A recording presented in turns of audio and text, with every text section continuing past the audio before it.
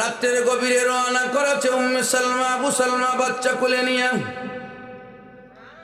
তাদের গন্তব্য মদিনা, কারণ তাদের কথা হলো নবী যে দেশে নাই এই দেশে উম্মে সালমা আবু সালমার শান্তি নাই। রওনা দিছে, খবর হয়ে গেছে উম্মে সালমার বংশধররা বুঝা ফেলাইছে যে যাইতেছে গা। তারা সকালবেলা দৌড়াইয়া গিয়া ধরছে। ধরার পরে আবু সালমা কো আমার রাস্তা অবরোধ করার ক্ষমতা তোমরা নাই, সর। ঠিক আছে, তুমি আরেক বংশের, আমরা কোনটা কইতাম তোমার, তুমি দামান, কিন্তু হুরিটা তো আমরা, মহিলাটা আমরা বংশের, তুমি যাইলে যাও, আমরা বংশের মেয়ে তুই যাও। একটা কথা আছে না, স্বামীজি গাই না দেওয়ার 14 জন, কথা বুঝুন আমার। এটা অন্যভাবে মানুষে কোয়ারে, আমরা তো একটু সাজায় হল লাগে মাইক দিয়ে কইতাম না নিয়ে। স্বামীজি গাই না দেওয়ার 14 জন, এমনি তো বাত না খাইলে কেউ জিগা না আর আমরা বংশের মেয়েরা, কথা হচ্ছেন নি। তো ওইসে কি তোমরা মেয়ে রেখে দেবো, এখন এরা মেয়ে রেখে দিব, আমরা বাচ্চা রেখে দেবো। কোনা বাচ্চা আমার বাচ্চা আমার সাথে দেও। কোনা তুমি গেলে গা বাচ্চা নিয়া, এই বাচ্চাটার বিরহে আমরা মেয়েটা খানব, আমরা মেয়েটার কষ্ট বেশি হইব, কাজে বাচ্চা দিয়া যাবো। আবু সালমা চিন্তা করলো, আল্লাহ যদি কপালে রাখে কোনোদিন ভাই মনে নবী আর আইলে আর হইতাম না। সুবহানাল্লাহ কইতেন না? কি আশেক আমরা নবীর, কালে আমরা আশেক রসুল নাম দেই আর স্লোগান মারি, কিন্তু 10টা টিয়া আমার ধার চান্দা চাইলে 500টা টিয়ার কথা কইলে সেটা বললে কত দেউন যা আছে না না। হ্যাঁ, ইটা কইেন না, আপনার বেশি করে দেন, এটা বলি না, যা আছে খুশি মনে দেন। আর আল্লাহর কাছে কোন আল্লাহ এ দারুল হাদিস মাদ্রাসাটা দিলাম তোমার নবীর ভালোবাসায়। আমি গরিব, তুমি আমার দেখো, কিছুদিন পরে দেখবেন ভোলা একটা কোনো না কোনোভাবে উন্নত হয়ে গেছে, অভাব নাই। তুই এখন আর এখন না যাক। এখন আবু সালমা রওনা করছে, একলা ওই উম্মে সালমার রাখছে, সালমারেও রেখে দিছে বালা। রওনা করে আবু সালমা গেছে গা। উম্মে সালমা ভীষণ থেকে স্বামী আমি আপনার থেকে আলাদা হইতাম চাই না, বংশের মানুষের নির্যাতনের শিকার হয়ে যাইতেছি, আপনি আমার প্রতি রাগ কইরেন না। উম্মে সালমা বাবার দেশে থাকে মক্কায়, কিন্তু মনে শান্তি নাই। এক তো রাসূলুল্লাহ মক্কায় নাই, 2 নম্বর স্বামী নাই। কোন রকম চুরি কইরা এক সময় রওনা করছে রাত্রের বেলা, কাফেরার খবর নাই। উম্মে সালমা রওনা কইরা যাইতেছে, যাইতে যাইতে রাত্র গেছে, দিন গেছে।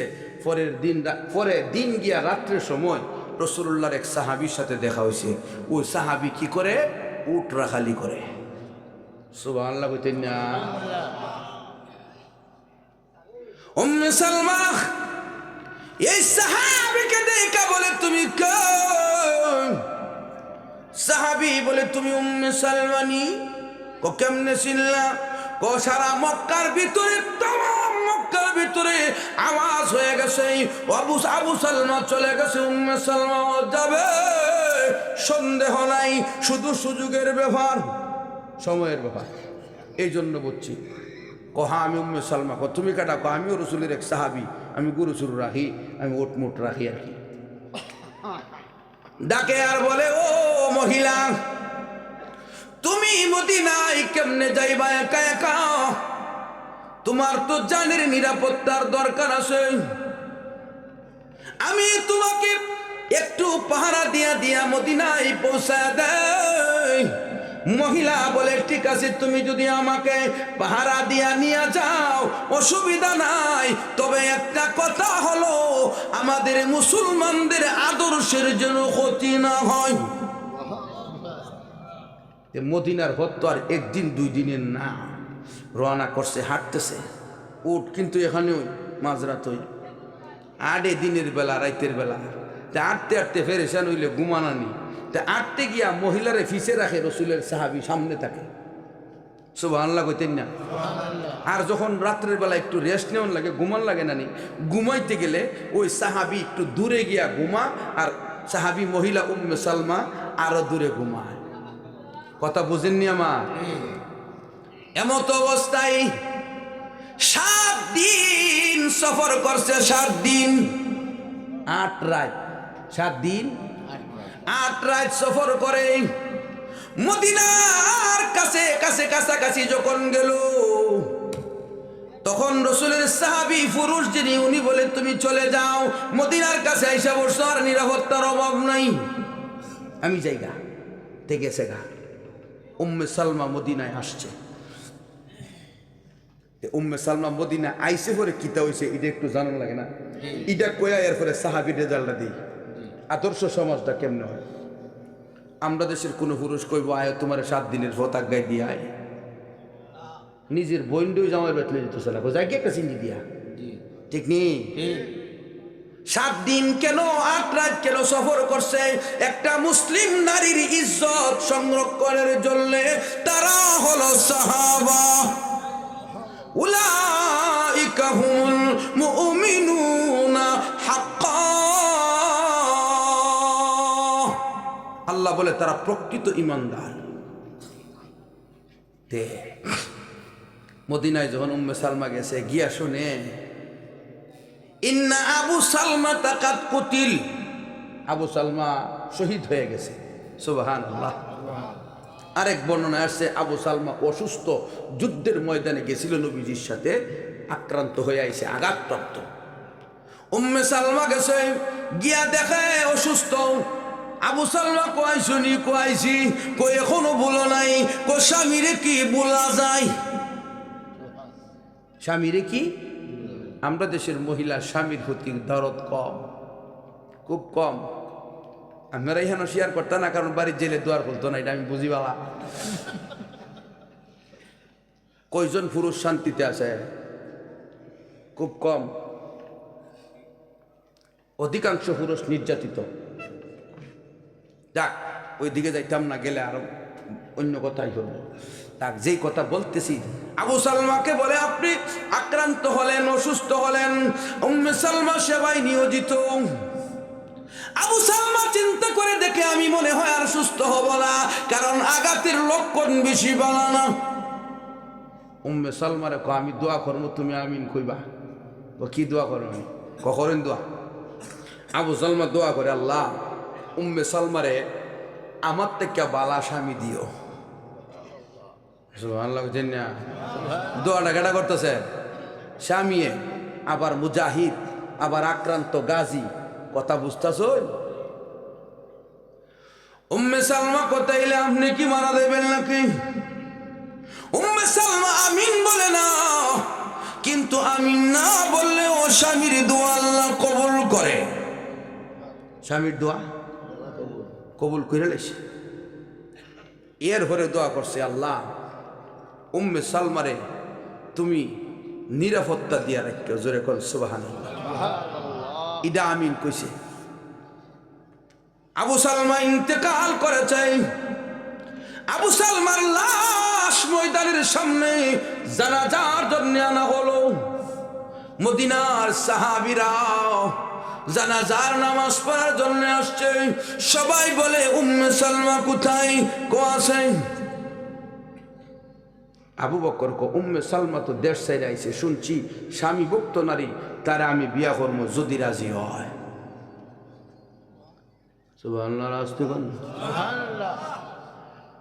আবু বকর প্রস্তাব দিল উম্মে সালমাকে বিয়ের জন্য। উম্মে সালমা বলে সম্ভব না। উমর প্রস্তাব দিল, সম্ভব না।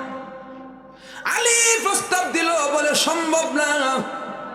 সর্বশেষে সাইয়্যিদুল মুরসালিন রাহমাতুল লিল আলামিন প্রস্তাব দিছে। উম্মে সালমা বলে হুজুর মাফ করে দেন, আমি আপনার আবেদন রাখতে পারলাম না। সাহাবীরা কো কিতা, তুমি কি মানুষ না আর কিছু? নবীর কাছে কত মানুষ মেয়ে দিত হাগল, কত মহিলা নবীর কাছে আইতো হাগল, শুধু নবীর স্ত্রী হিসাবে আত্মপ্রকাশ করতো হাসরের মাঠে, আর তুমি রাজি হও না। বুঝলাম না কিছু, কারো কথায় উত্তর দেয় না। আল্লাহর নবী জিজ্ঞাসা করছে, উম্মে সালমা আমার প্রস্তাব তুমি কেন প্রত্যাখ্যান করো? উম্মে সালমা বলে হুজুর আপনি পাত্র হিসাবে আমার থেকে অনেক অনেক বেশি যোগ্য, কিন্তু আমি কেন প্রত্যাখ্যান করেছি? আমার নিজের দুইটা ত্রুটির কারণে। কারণ আমি স্ত্রী হইয়া যদি ত্রুটি করি, আল্লাহর দরবারে রাসূলুল্লাহর নাফরমান হইয়া দাঁড়াইতে হবে। আল্লাহ নবীর নাফরমানি করে জান্নাত আমার নসিবে হবে না। এই কারণে নিজের অভ্যাসের দিকে তাকাইয়া আপনার প্রস্তাব আমি প্রত্যাখ্যান করলাম। আর অন্যান্য সাহাবীরাটা কেড়ে রাখছি না, এটার কারণ হইল আমারে আবু সালমা যে পরিমাণ ভালোবাসা দিছে আর কেউ দিতে পারত না। নবী কো তোমার কি দুইটা দোষ? দুইটা দোষের মধ্যে একটা দোষ হইল আমি আবু সালমার সাথে বেশি রাগ করতাম। এটার রাগের কাতার নিছি না, ভালোবাসার জোরে অভিমান করতাম। আমার কিন্তু খাইলা খাইলে বুঝি না, উনি খাইন, আমি খাইতাম না, আমি বয়া থাকতাম, উনি আমার মুখে দিত। সুবহানাল্লাহ, আসতে কর না। দেনি বই মুখ খাওন দেনি, হ্যাঁ দিব দিব।